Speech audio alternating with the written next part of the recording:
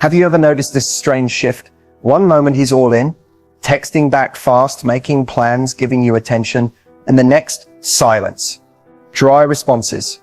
He starts acting like you barely exist. Here's the truth no one tells you: he's not losing interest. He's reacting to something he didn't expect. Your power. See, most women panic when a man pulls away. You start asking, did I do something wrong? You replay every word, every moment. But what if I told you his silence isn't rejection? It's the start of his obsession. Yes, read that again. When a man ignores you, he's not always gone. Sometimes he's testing your reaction. Sometimes it's not even conscious. But biologically, emotionally, psychologically, men crave what they can't fully have. When you stop chasing and start embodying your worth, something shifts in him, and that shift creates obsession. In this video, I'm going to break down exactly why his distance triggers deeper attraction, and how you can turn silence into power without playing games, begging, or overthinking. You'll learn the exact mindset that makes high-value women magnetic, and why detaching emotionally doesn't push him away, it pulls him in. This isn't a guessing game anymore. It's a power shift. And it starts right now. Stay with me. What I'm about to reveal could change how you view men, attraction, and emotional control forever. Most people think obsession starts with constant attention, with someone blowing up your phone or showering you with affection. But for men, obsession often begins in silence, in the space you leave, not the space you fill. And that space, it drives them wild. See, the male brain is wired for pursuit. It's ancient psychology, rooted in challenge, conquest, and the reward system. When something feels too easy, too available, or too certain, it registers as low value, not because he's cruel or manipulative, but because deep down, desire is fueled by uncertainty. It's the maybe, the unknown, that lights up his emotional brain. That's why when you pull back, not to play games, but because you're choosing yourself, it disrupts his pattern. It forces him to wonder. And wondering becomes wanting. That's where obsession grows. What's wild is, most women don't know this. They try to fix things by getting closer, checking in more, asking what went wrong. But in doing so, they hand over all their power. He doesn't feel the need to think about you, because you're still right there, emotionally available, energetically chasing. But when you step away and stop feeding his emotional comfort, you trigger something primal. He starts replaying memories, wondering what you're thinking, why you're quiet, who you might be talking to now. And that uncertainty, it breeds fascination. Male obsession isn't about control. It's about emotional disruption. It's when the woman he thought he understood becomes unpredictable, magnetic, mysterious. That's when you take up mental space, even without saying a word. You'll scroll through your socials, reread your messages, and feel something unfamiliar. Lack of control. And that is what fuels the obsession. Not your presence, but your absence, paired with power. If you want to be unforgettable, it's not about doing more. It's about doing less, intentionally, with confidence. Because when he has to wonder about you, he has to feel something for you. And that's when obsession begins. There's a reason the phrase "we want what we can't have" is so powerful, because it's hardwired into human behavior, especially in men. The moment something begins to slip from their grasp, it suddenly becomes more valuable. This isn't just a saying. It's rooted in how the male brain is wired to pursue, conquer, and protect what feels exclusive. That's why ignoring, when done from a place of calm confidence, isn't manipulation. It's a natural trigger for the chase instinct. When a woman pulls her energy back, especially after showing interest, it creates a tension that a man's mind is almost compelled to resolve. Why? Because something that once felt attainable is now uncertain. That gap, the emotional distance, becomes a psychological itch that he wants to scratch. He starts asking himself questions. Did she lose interest? Did I mess this up? Is someone else in the picture? These aren't surface level thoughts. They create emotional urgency. And that urgency is what fuels the chase. Ignoring works not because you're trying to punish or manipulate, but because it signals two critical things: self-respect and emotional independence. You're showing that your world doesn't revolve around his attention.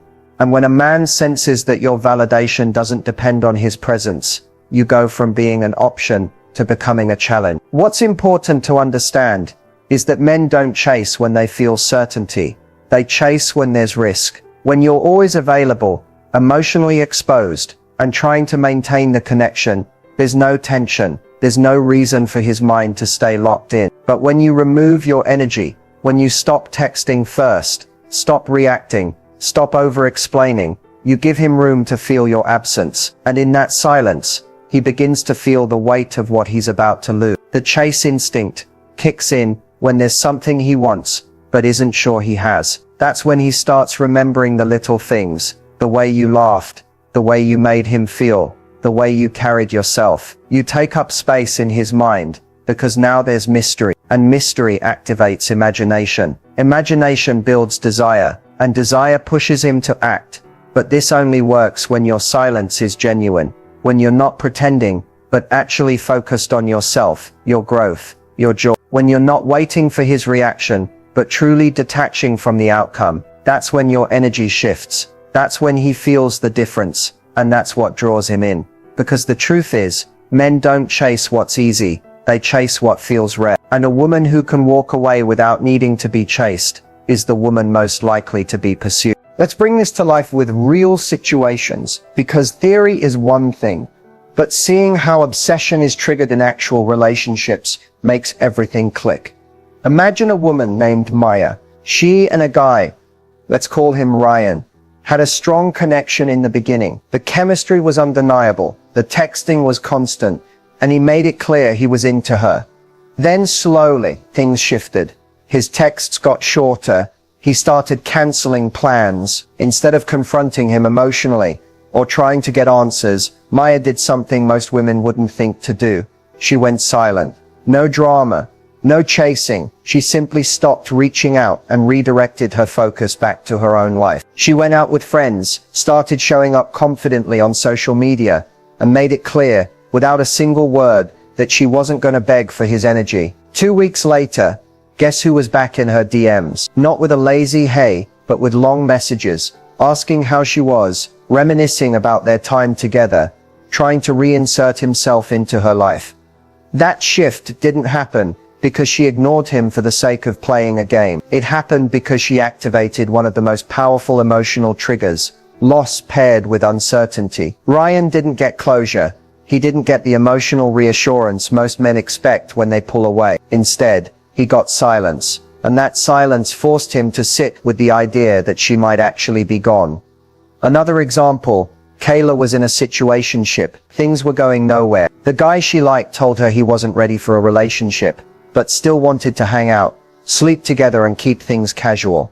Instead of continuing that pattern, Kayla suddenly stopped responding. No explanation, no emotional breakdown. She was just done. 3 weeks later, the same man who wasn't ready was confessing that he couldn't stop thinking about her. Why? Because she flipped the script. She took away access. She stopped feeding his emotional ego, and that disruption forced him to reevaluate her value in his life. Real-life obsession rarely comes from what you say. It comes from how you withdraw. It's not about ghosting or being cold. It's about creating distance that makes a man emotionally uncomfortable enough to question what he's losing. When you become less accessible, your value doesn't decrease, it multiplies. Men are most triggered emotionally when their patterns are disrupted. When the woman they thought they had under control suddenly becomes distant, happy and unbothered, they experience emotional dissonance. That discomfort turns into longing. And longing, when it's not immediately satisfied, turns into obsession. You don't have to be mean. You don't have to post thirst traps or play hot and cold. You just have to create space. Because the right kind of silence doesn't push him away.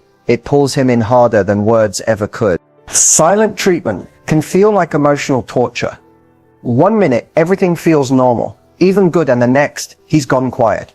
No explanation, no closure. Just a sudden emotional shutdown that leaves you questioning your worth, your words, and the entire connection. But here's the truth most people miss. The silent treatment isn't always about you. In fact, it often reveals more about him than it does about anything you said or did. When a man goes silent, it's usually not because he doesn't care. It's because he's avoiding discomfort, avoiding vulnerability, avoiding accountability. See, most men are never taught how to process emotions properly. Silence becomes their defense mechanism.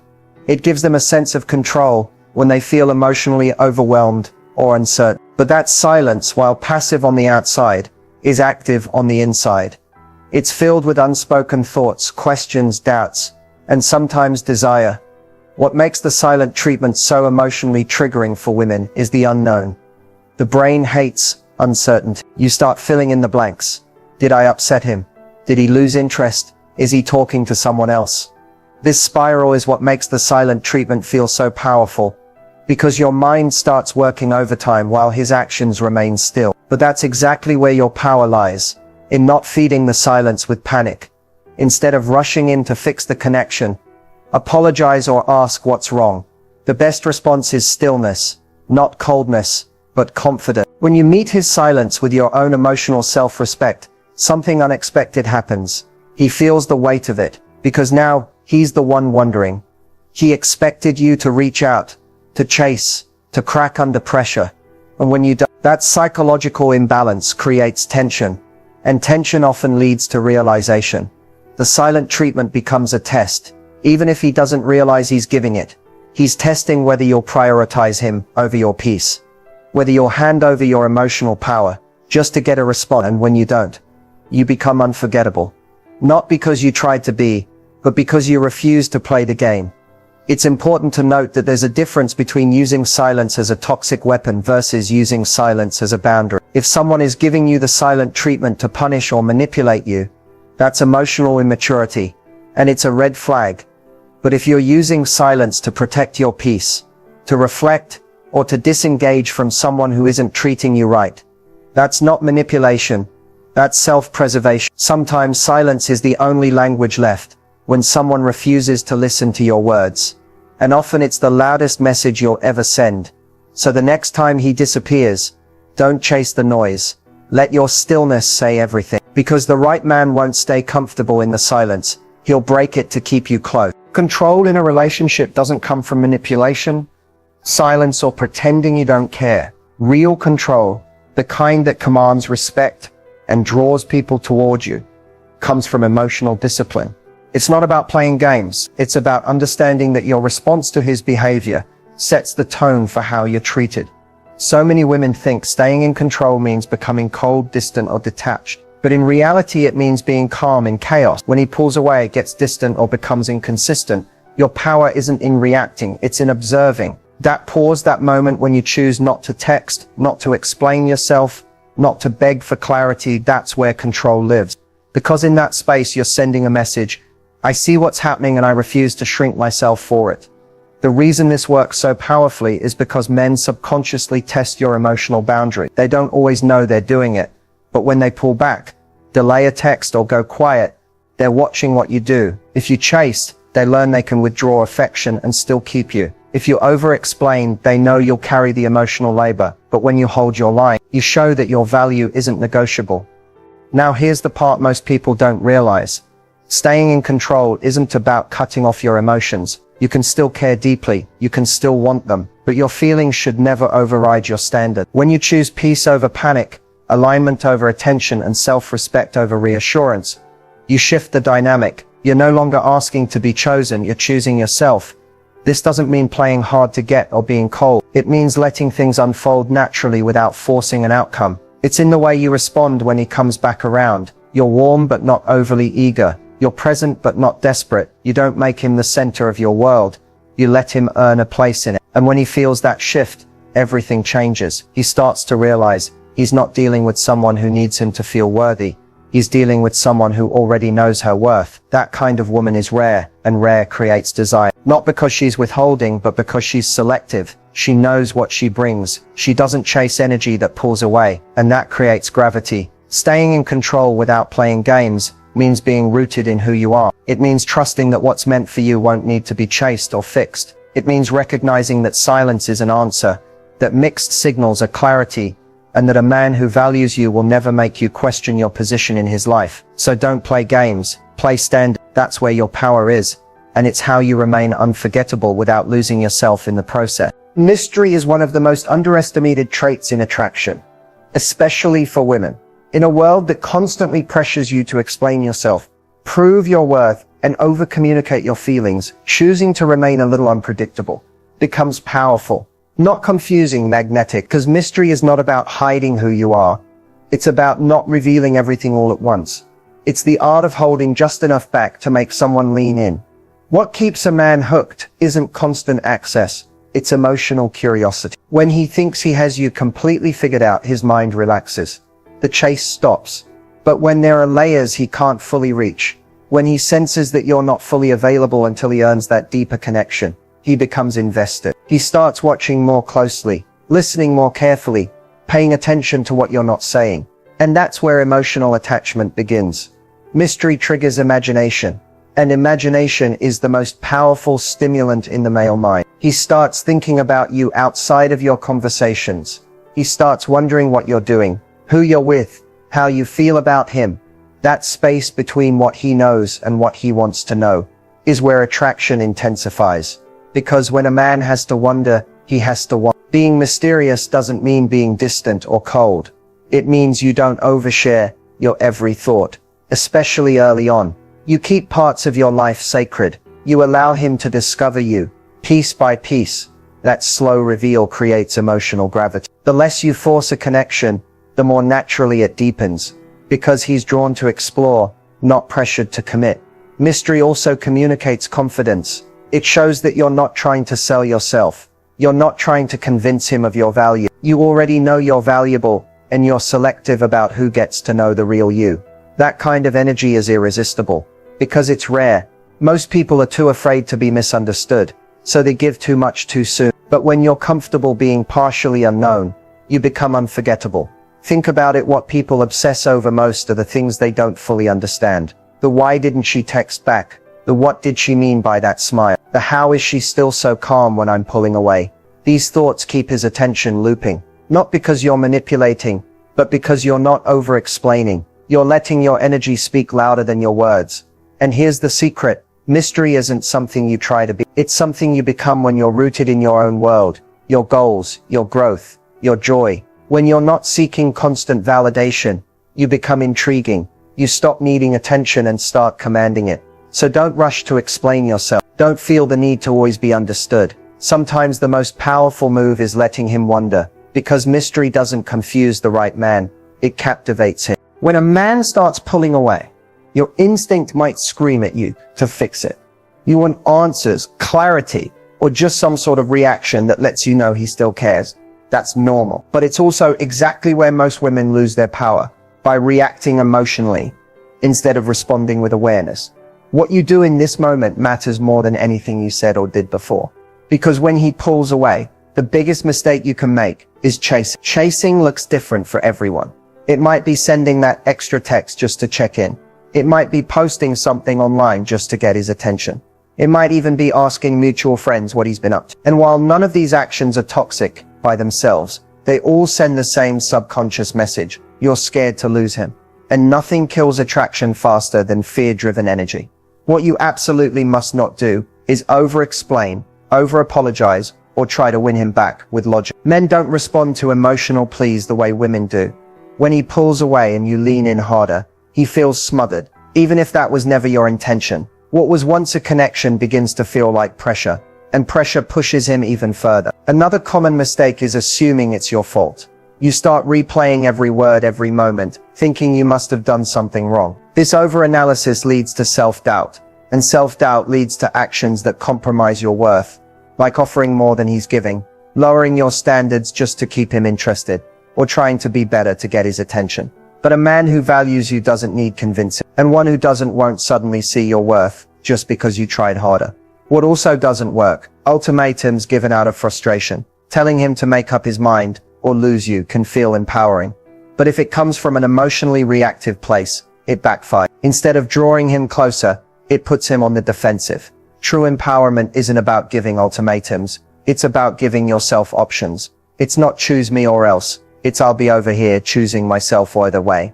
Silence, on the other hand, is often misused as punishment. If you're going quiet to manipulate a reaction, it carries a heavy, resentful energy, and he can feel that. But when your silence comes from grounded self-respect, it's not a game, it's a boundary. A clear signal that you're not going to fight for space in someone else's life. Ultimately, when a man pulls away, The worst thing you can do is abandon yourself in an effort to keep him. Because the moment you trade your self-worth for connection, you lose both. Your best move is to lean into yourself, not into him. Let him feel your absence. Let your calm confidence remind him that you're not afraid of space. You know your value, and that kind of energy doesn't chase what chooses to drift. Making a man crave you isn't about being perfect, flawless, or pretending to be someone you're not.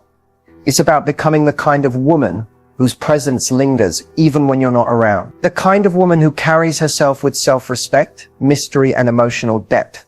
Someone who doesn't just take up space in his life, but in his mind. Craving begins when a man realizes you're not easy to access emotionally. And yet you're also not playing games. You are simply in control of your energy, and that is magnetic. To make him crave you, you have to flip the script. Most women focus on proving themselves, staying available, and constantly showing they care. But craving doesn't grow from certainty, it grows from curiosity. It's not about being cold or detached, it's about being selective. When a man senses that he has to earn emotional access to you, that he doesn't just get your time, affection, and vulnerability without showing consistency, he starts to value you on a deeper level. Craving also forms when you show him that your life is already full, that you're not waiting around for his call or holding your breath for a response. You're living, you're growing, you're becoming. When a man sees that you're not dependent on his attention to feel worthy, he realizes that you're a woman with her own orbit. And the more grounded you are in your own life, the more he wants to be part of it. Not because you begged for him, but because you inspired him. Also, never underestimate the power of emotional unpredictability. Not in a chaotic way, but in a human way. Don't be afraid to have layers. Be kind, but not overly available. Be expressive, but not overly vulnerable too soon. Let him feel that there's always something more to discover about you. When a man feels like he's figured you out completely, the chase ends. But when he senses there's depth to you, stories you haven't told, strength you don't brag about, dreams you're chasing, he doesn't just want to know you, he needs to. And most of all, stop overgiving. You don't have to earn love. You don't have to pour until you're empty just to keep someone around. The woman he craves is the one who gives from a place of wholeness, not desperation. She has boundaries, not walls. She can love deeply, but she's not afraid to walk away if that love isn't returned. In the end, you don't make him crave you by trying harder. You do it by being more of yourself, fully, authentically, unapologetically, the version of you who glows without forcing it, who knows her worth without announcing it. That's the woman who leaves a mark